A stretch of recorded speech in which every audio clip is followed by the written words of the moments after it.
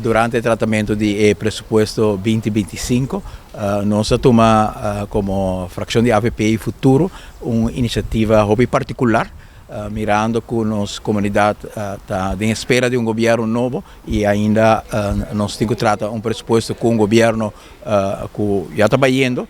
Nós é importante para o pensamento e visão que está carregado de governo novo que está dentro, também está parte do presupuesto e como que o presupuesto finalmente este ano passar dia 31 de março e ainda tem o governo biosinta, nós escolher o caminho de uma emenda para fazer cambio de direção de com o presupuesto em cada outro. O presupuesto aqui está passar arriba diferentes medidas de BBO, buscar placa para o governo, mas nós temos em conta que o impacto que toda a medida aqui tem arriba na nossa comunidade e nós mira último ano sofrimento bastante intenso, especialmente nos grandes, tem pobreza grande, mas também a comunidade general sente uma perda de poder de compra durante o último ano.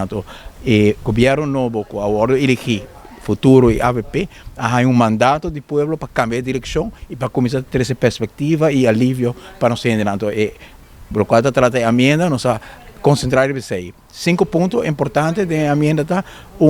Nós também com reparado slag aumento de 250 florins para cada pensionado. Nós não fazemos distinção de pensionado que tem AOV só, ou que tem APFA.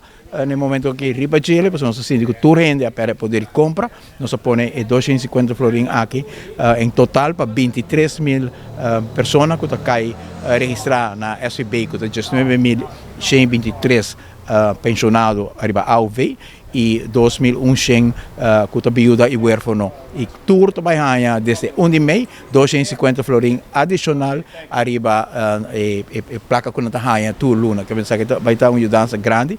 Finalmente, de maneira meta está lotar 700 florins para esse de menos recursos. Dor que nós não governo ainda, nós não temos panorama completo de nós para mirar de onde por buscar fundo adicional para nós poder completar os 700 florins aqui. Que tem compromisso também com nós a HASI, todo caso com a AVP a HASI,